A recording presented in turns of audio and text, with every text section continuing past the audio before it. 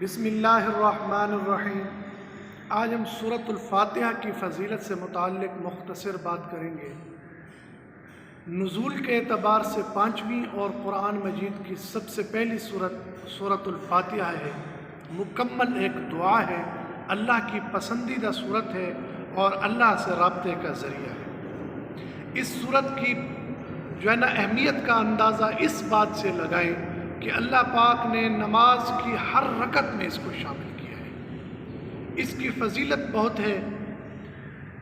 لا علاج بیماریوں کے لیے سورۃ الفاتحہ کو پڑھا گیا ہے، جس پر سب وظائف، سب دم درود، سب ڈاکٹر حکیم جواب دیتے ہیں کہ ڈاکٹر کہتے ہیں نا جی لا علاج ہے، جس کو لے جائے اللہ جانتا ہے، اب 1 دن ہے، 10 دن ہے، 1 مہینہ ہے، ہماری طرف سے ہاتھ کھڑے۔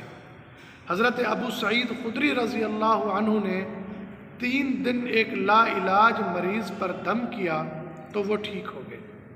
بعد میں جب ان سے وجہ پوچھی گئی کہ کس طرح ٹھیک ہوئے تو آپ نے سورۃ الفاتحہ بتائی کہ میں نے اس پر 3 دن سورۃ الفاتحہ پڑھ کے دم کیا۔ تو بھائی سورۃ الفاتحہ کی بہت زیادہ فضیلت ہے، بہت زیادہ فضیلت ہے۔ ہر مسئلے کا حل ہے، ہر جگہ پڑھ سکتے ہیں۔